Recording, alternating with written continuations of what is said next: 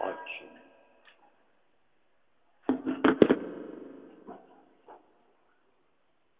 اب یہ فرماتے ہیں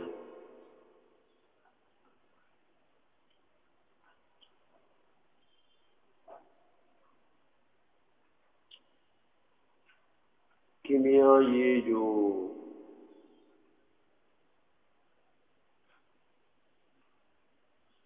لا يتصور والا نسخہ ہے، یہ اصل میں اعتراض کا جواب ہے۔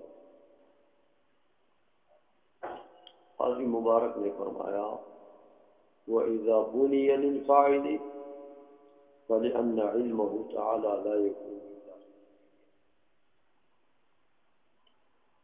تو یہ تصور سے اگر یہ تصور بن جائے معروف کا صیغہ ہو جائے، اس پر اعتراض یہ ہوتا کہ میاں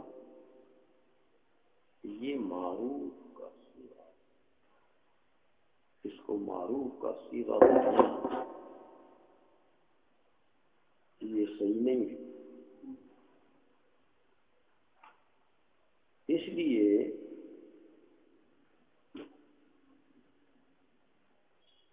کہ اس کے سیاق و سباق کو دیکھیں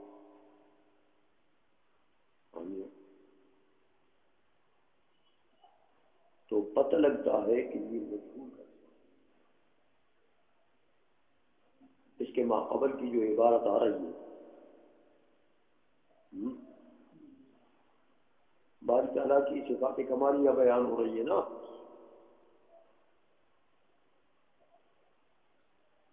تو اس کے ماقبل کو دیکھیں تو صیغہ مجبور کا ہے، لا يحدو مجبور کا صیغہ، تو متبادر معنی یہ بھی لا يتصور، لا يتصور کی یہاں پر صورت نہیں بن رہی ہے۔ صیغوں کا انتشار ایک جگہ مجبور کا صیغہ بولے اور اس کے ساتھ متصل معروف کا بولے اور پھر مجبور کا بولے اور پھر انتشار صیغ جو ہے یہ تو عبارت کی فصاحت کے مخالف ہے، اس سے عبارت فصیح نہیں رہتی، سمجھ آئیے، کبھی مجبور کی طرف جائے تو کبھی معروف، تو یہ فصاحت عبارت کے بھی خلاف۔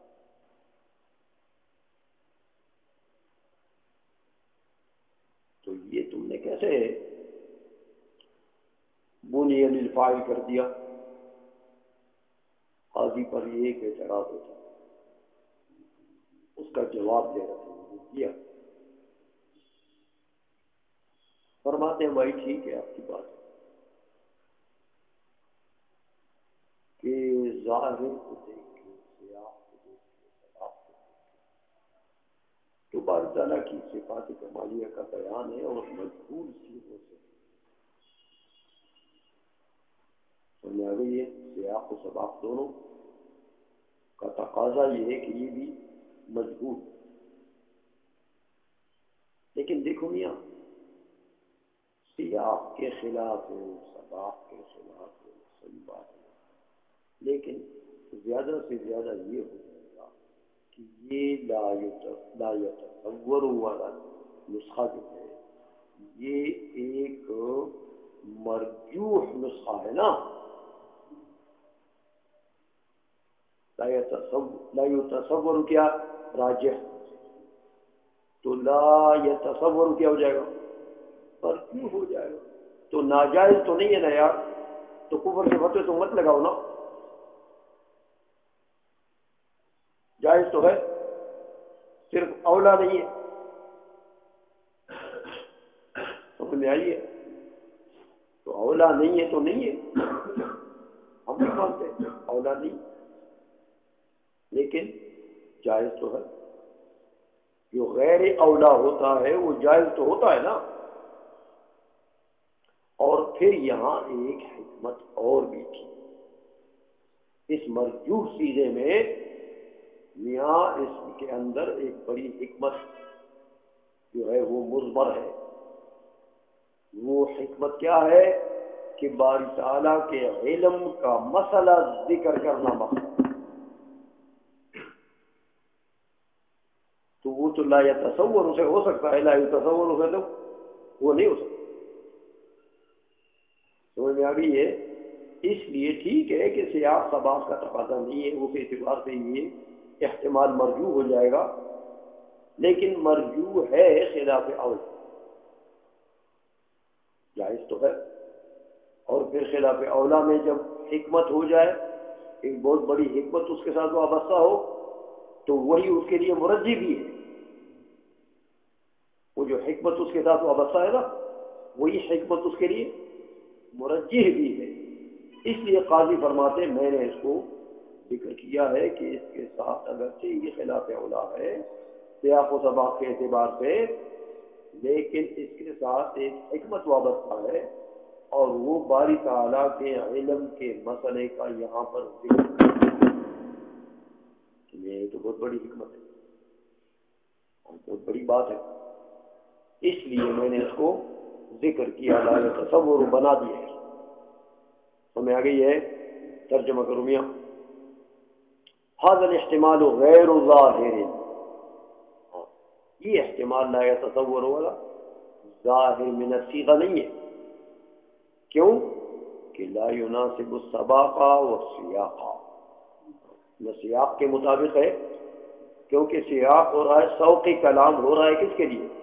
باری تعالیٰ کی صفات کمالیہ کے ذکر کے لیے صیغ مجہولہ کے ساتھ. سیاق تو یہ ہے، تو سباق بھی یہ ہے کہ پچھلے دیکھو سیدھے کو، سباق پچھلے سیروں کو دیکھو تو وہ بھی مجہول ہے. لا يحد لیکن ذکرناہ، یہ اس کا جواب ہے. لیکن ہم نے اس کو ذکر کیا اگرچہ یہ مرجوع ہے، لیکون ذریعۃ وتمہیدا لذکر مسئلۃ علم الواجب، تاکہ یہی صیغہ ذریعہ بنے، تمہید بنے باری تعالیٰ کے مسئلہ علم کے لیے، کے ذکر کے لیے. سمجھ آ گئی ہے؟ یہ اس میں فائدہ ہے، تو یہ اس کے لیے مرجح ہے. چلو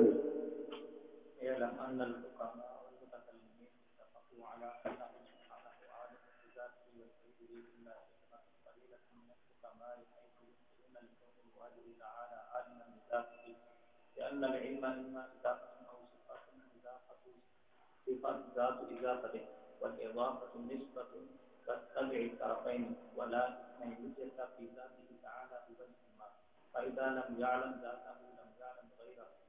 وإضافة وإفادة الممكنات منه الضوء من الشمس من غير شهود ورؤيته. وبطلان هذا القول أظهر من أن يتصدى أحد لإبطاله بالدليل، ومن شأنه الجهل عن كيفية علمه تعالى بذاته المقدسة عن الإضافة. واستدلوا على قوله تعالى عالما بالوجود الأول أن العلم صفة كمال موجود بما وموجود، وكل كمال له يجب اتصافه تعالى بذاته إذ هو أصل الموجودات. والثاني اشتمال الممكنات على حكم ومصالح ومنافع بحيث يلزم العقل بالنظر إليها في وجود اكتشاف صانعها بالعلم والحكمة والقدرة على أكمل وجه وأتم تفسير.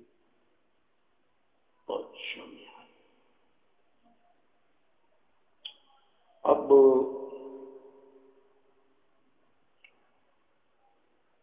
ماتن نے تو قاضی نے گویا کہ مسئلہ علم کو ذکر کرنے کے لیے بہانہ بنا دیا، لا تصور کر دیا، صورت بنا دی. تو فرمایا کہ اعلم ان مسئلۃ علم الواجب مما تحیرت فیہ الافہام، یہ ایسا مسئلہ ہے جہاں ذوی الافہام لوگ جو ہیں وہ حیران بیٹھے، کسی فیصلہ کن مرحلے پر نہیں پہنچ پاتے، بلکہ اس میدان میں مختلف متحیر بیٹھے، کیسا علم ہے۔ تو اس تحیر کو بیان کر رہے ہیں، واقعی بعض لوگ ایسے ہیں کہ وہ فیصلہ نہیں کر سکتے، وہ غلط طرف چلے گئے، اور بعض لوگ ٹھیک ہے صاحب الرائے لوگ تھے تو وہ ایک نتیجے پر پہنچے۔ اس لیے فرماتے ہیں کہ اعلم ان الحکماء والمتکلمین اتفقوا على انه سبحانه عالم لذاته ولغيره الا شرذمة قليلة من الحكماء حيث ينكرون لكون الواجب تعالى عالما لذاته۔ یہ وہ تحیر جو ہے اس کو بیان فرمانا ہے کہ بعض لوگ واقعی متحیر ہوئے اس مسئلے میں آ کے، اور بعض لوگ ایک نتیجے پر پہنچے۔ تو فرماتے ہیں حکماء اسلامیوں، صوفیہ، اشراقیہ اور جمہور متکلمین،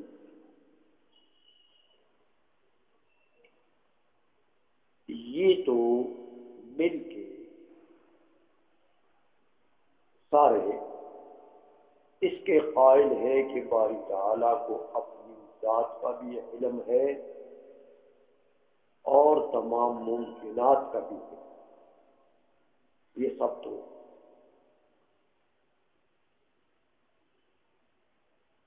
اس کے قائل ہیں۔ لیکن کہتے ہیں یار حکماء کا ایک گروپ، چھوٹا سا گروپ، وہ سر پکڑ گئے اور تعالیٰ کے علم میں حیران رہے، سر پکڑ کہ اصل میں سر اس لیے پکڑ گئے کہ انہوں نے کہا یار علم نام ہے کس کا؟ نسبت بین العالم والمعلوم کا، اضافت بین العالم والمعلوم۔ علم کا انہوں نے یہ مانا یا علم ایک صفت ہے، ذات و اضافت، یہ دو معنی علم کے انہوں نے کر دیے۔ علم نام ہے اضافت بین العالم والمعلوم کا، نسبت بین العالم، یا دوسری تعریف یہ کر دی کہ ایک صفت ہے جو ذات اضافت ہے، ذات نسبت ہے۔ یہ دو تعریفیں لے کر علم کی انہوں نے کہا یار باری تعالیٰ کی ذات میں تو اس میں نیت اور تعدد ہے، وہ تو اللہ نے فرما دیا قل هو اللہ احد، تو وہاں تو وحدت محض، اس میں نیت، دو ہونا، تعدد کا تو وہاں شائبہ بھی نہیں ہے۔ ہم یہاں تو علم جب نام ہے اضافت بین العالم والمعلوم، تو اضافت تو بین شیئین ہوتی ہے نا، تو باری تعالیٰ کی ذات تو ذات واحدہ ہے، وہاں تو محض وحدت ہے. سمجھائیے. تو باری تعالیٰ کو انہوں نے کہا اپنی ذات کا علم نہیں. کیوں نہیں ہے؟ کہ وہ تو ایک ہے یار.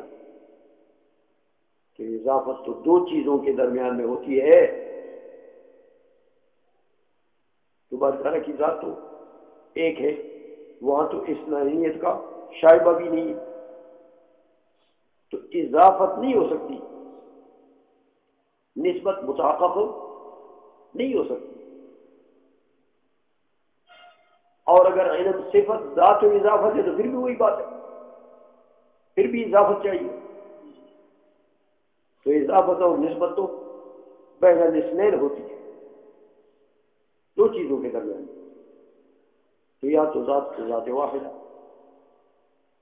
اس نے نیت تو ہے نہیں، اس کا شائبہ بھی نہیں ہو سکتا، تو لہذا نسبت متحقق نہیں ہو سکتی، اضافت متحقق نہیں ہو سکتی. تو اضافت کا نام علم، لہذا باری تعالیٰ کو اپنی ذات کا علم الگ. یہ کیا؟ تو پھر اس کے اوپر متفرق کر دیا کہ جس کو اپنی ذات کا علم نہ ہو اس کو غیر کا علم کیا ہوگا یار. لہذا غیر کا بھی علم نہیں ہے، ممکنات کا بھی علم. یہ انہوں نے بعض چونکہ آگے جا نہیں سکتے تھے اس لیے انہوں نے ادھر ہی جان چھوڑا.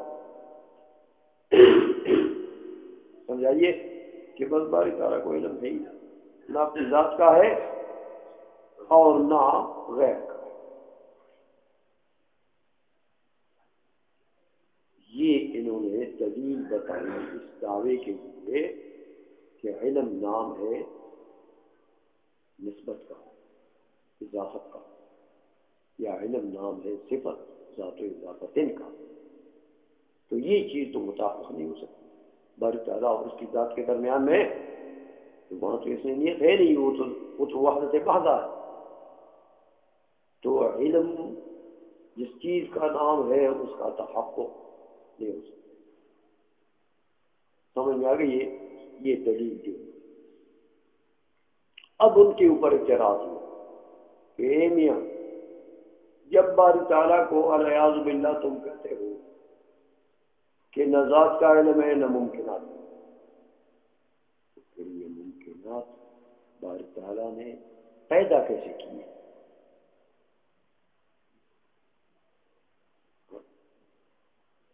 دیکھو، جو بندہ بھی سائیکل بناتا ہے نا تو اس کو سائیکل کے پرزوں کے جوڑنے کا علم ہوتا ہے. ایسا نہیں ہے؟ گھڑی بناتا ہے تو میں یہ کہ جو بناتا ہے اس کو جس چیز کو بنا رہا ہے اس کے بنانے کے، اس کے پرزے جوڑنے کے، اس کے پرزوں کا علم ہوتا ہے. تو اتنی بڑی کائنات باری تعالیٰ نے بنائی اور تم کہتے ہو اس کو علم نہیں کائنات، تو پھر یہ صادق کیسے ہوئے باری تعالیٰ سے؟ اس کا خلق کیسے کیا باری تعالیٰ نے؟ سمجھ آ گئی ہے کہ خلق کا تقاضا تو ہے علم، کہ خالق کو مخلوق کا علم ہونا چاہیے. تو تم کہتے ہو نہیں علم نہیں ہے تو پھر کیسے پیدا کیا؟ یہ ایک سوال ان کے اوپر ہو گیا. تو انہوں نے جواب اس سے بھی خراب دیا. وہ جو پہلا مذہب تھا نا ان کا، ایک جگہ جب انسان ٹھوکر مارتا ہے، غلطی کرتا ہے، تو پھر غلطی پر غلطی پھر ہوتی رہتی ہے. انہوں نے کہا نا یار، وہ تو مخلوق کا علم خالق کو ہونا چاہیے اس صورت میں جب مخلوق خالق سے صادر بالاختیار ہو. جب اپنے اختیار سے بندہ کوئی شے بنا رہا ہے تو اس وقت اس کو اس شے کا علم ضروری ہے اس کے لیے، لیکن اگر وہ شے اس بندے سے صادر بالاضطرار ہے تو پھر علم ضروری نہیں۔ سمجھ آئیے؟ جیسے دیکھو یہ راشے والا مریض جو ہوتا ہے جس کے ہاتھ پیر کانپتے ہیں، تو یہ جو حرکت ہے راشا والی حرکت، اس کا علم اس کو پہلے ہوتا ہے کہ یہ میرا انگلی ایسی ہلے گی تو پھر بعد پھر دوسری انگلی ایسی ہلے گی، اس کا علم اس کو پہلے ہوتا۔ تو صادر بالاضطرار جو چیز ہوتی ہے اس کے لیے پہلے علم ہونا ضروری نہیں ہے۔ تو یہ تمام ممکنات باری تعالیٰ سے صادر بالاضطرار ہے، صادر بالاختیار نہیں ہے۔ دنیا یہ اور ورثے میں گر گئے کہ تمام مخلوق کو گویا کہ صادر بالاضطرار ہے کہ باری تعالیٰ ان کے سجود میں مضطر ہے، مختار نہیں ہے۔ قرآن کہتا ہے فعال لما یرید، تو یہ کہتے ہیں مضطر۔ سمجھا گئی ہے؟ تو یہ ایک اور ٹھوکر پر دوسری ٹھوکر اور ڈوگرا میں چلا گیا۔ سمجھا گئی ہے؟ تو کون سا ڈوگرا ہے؟ ایک ساتھ اور بھی لگا، ہاں وہ ڈوگر نیاز بے، ڈوگر ایک ٹھوکر ہے۔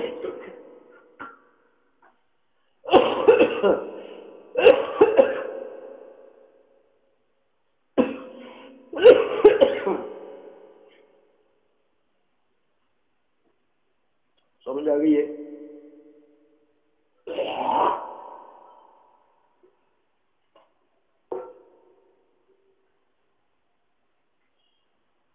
تو یہ جو شرذمہ قلیلہ ہے وہ بالکل حیران ہو گئے باری تعالیٰ کے علم میں، آخر کار گویا کہ غلطی پر غلطی میں پھنس گئے۔ لیکن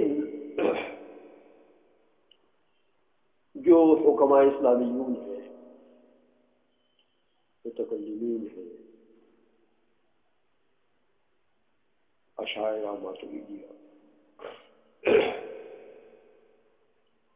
صوفیاء ہیں، اشراقیہ ہیں، یہ سب قائل ہیں کہ باری تعالیٰ کو اپنی ذات کا بھی علم ہے اور غیر کا بھی علم ہے۔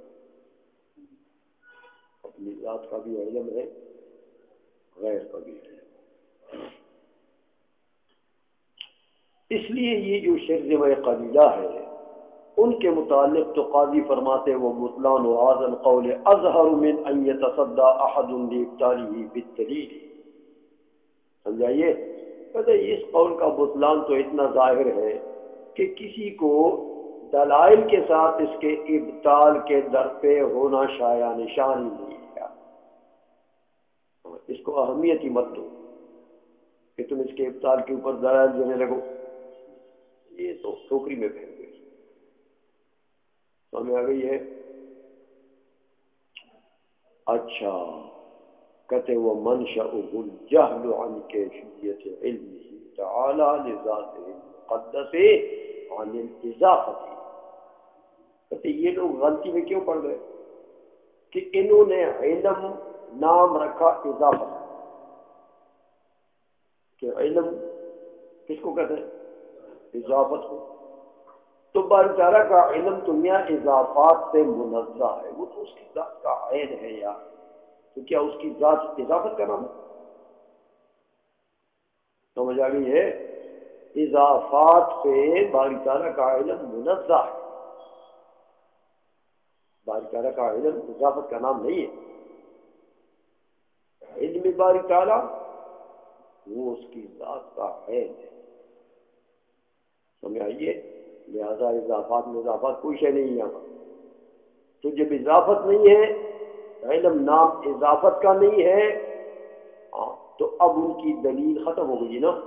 دلیل تو ان کی یہی تھی کہ علم نام ہے اضافت کا، اور وہاں اضافت ہو نہیں سکتی، لہذا ذات کا علم نہیں تو غیر کبھی نہیں. تو ہمیں آگے یہ اس لیے فرمایا کہ وہ منشأہ الجہل عن کیفیت علمہ تعالی لذاتہ المقدس عن الاضافت. سمجھائیے ان کو غلطی کس سے لگی؟ اس سے وہ جاہل ہوئے، اس کا نہیں پتہ لگا ان کو کہ بھئی باری تعالیٰ کا علم تو اضافت سے منزہ ہے.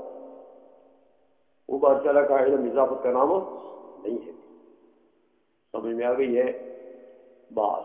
یہ تو شرک میں قلیلہ کا گویا کہ رد کر دیا. باقی جو علماء قائل ہیں اس بات کے کہ باری تعالیٰ کو اپنی ذات کا بھی علم ہے اور تمام ممکنات کا بھی علم ہے، ان کے چند دلائل اس دعوے کے اوپر نقل کر رہے ہیں قاضی. اس لیے یہی ہمیں سمجھ میں آ گئی ہے. اس لیے فرماتے ہیں وَاسْتَدَلُّوا عَلَىٰ كَوْنِهِ تَعَالَىٰ عَالِمًا بِوُجُوهٍ. جو لوگ قائل ہیں باری تعالیٰ کے علم کے، یہ حکماء اسلامیون اور متکلمین وغیرہ، تو انہوں نے دلائل پیش کیے ہیں، استدلال کیا ہے کئی وجوہ سے. تو فرماتے ہیں میاں پہلی دلیل یہ ہے کہ دیکھو علم جو ہے، علم یہ صفت کمال ہے، موجود بما ہوا موجود، یعنی موجود بما ہوا کے لیے علم صفت کمال ہے. سمجھ میں آ گئی ہے.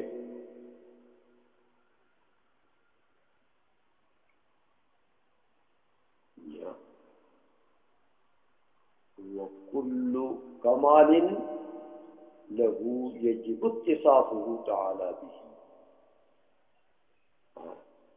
جو کمال ہو باری تعالیٰ کے لیے، اس کا باری تعالیٰ کا اتصاف اس کے ساتھ ہو واجب ہے. جو شے باری تعالیٰ کے لیے صفت کمال ہے، اس سے باری تعالیٰ کی ذات کا اتصاف ہو واجب ہے. سمجھ آ گئی ہے. اذ هو اصل الموجودات، یہ کل پڑھ چکے ہو کہ باری تعالیٰ کی کا جو وجود ہے وہی وجود حقیقی ہے. تمام موجودات جو ہیں وہ تو نام ہے انتزاع کا. تو تمام موجودات کا اصل کیا چیز ہے؟ ذات باری تعالیٰ، وجود باری تعالیٰ. سمجھ آئیے. تو جب موجود بما ہوا موجود کے لیے صفت کمال ہے علم، اور باری تعالیٰ تو اصل الموجودات ہے، تو باری تعالیٰ کے لیے بھی صفت کمال ہے. تو جب یہ علم صفت کمال ہوا باری تعالیٰ کے لیے، تو میاں باری تعالیٰ کا اتصاف اس سے واجب ہے. باری تعالیٰ کے لیے اس کا ثبوت ہو واجب ہے، کہ ذات کا ثبوت ذات کے لیے واجب ہوتا ہے کہ اس کی ذات کا عین ہے. سمجھ آئیے. ایک دلیل تو یہ دے دی ہے کہ علم صفت کمال ہے. دوسری دلیل فرماتے ہیں وہ ثانی کہ دیکھو میاں یہ ممکنات جو ہے، ان میں سے ایک ایک چیز کو تم اٹھا کے اس میں ریسرچ کرو، تحقیق کرو، تو ایک ایک ممکن میں آپ کو ہزاروں حکمتیں، مصالح، منفعتیں ملیں گی. ایک ایک ممکن کو اٹھا کے آپ دیکھیں گے تو ہر ممکن میں آپ کو بہت سی حکمتیں ملیں گی. کہ اس کے وجود کی یہ حکمت ہے، اس کے وجود میں یہ منفعت ہے. ہاں، تو منافع آپ کو ملیں گے، حکمتیں ملیں گی، مصالح ملیں گی. مخلوق کے وجود میں جب حکمتیں ہیں، دلیل ہے کہ اس کا خالق حکیم ہے. جب مخلوق کے وجود میں حکمتیں ہیں تو یہ حکمتیں دلیل ہے کہ اس کا خالق حکیم ہے. منفعتیں ہیں تو پتہ لگا کہ اس کا جو خالق ہے یا اس کو ان منفعتیں، یہ منفعتیں اس کے خالق نے اس چیز میں رکھی ہیں، یہ فوائد، یہ منافع، یہ مصالح. پتہ لگا کہ اس کا خالق علیم و قدیر ہے. علیم و، اس نے فرمایا الثانی اشتمال الممکنات على حکم و مصالح و منافع بحيث يجزم العقل بالنظر إليها بوجوب اتصاف صانعها بالعلم والحكمة والقدرة على أكمل وجه وأتم تفصيل. سمجھ آ گئی ہے کہ میاں اس کا جو خالق ہے وہ کمالات صفات کمالیہ سے علم، حکمت، قدرت، ارادہ، ان سب کے ساتھ وہ متصف ہے علی اکمل وجہ و اتم تفصیل.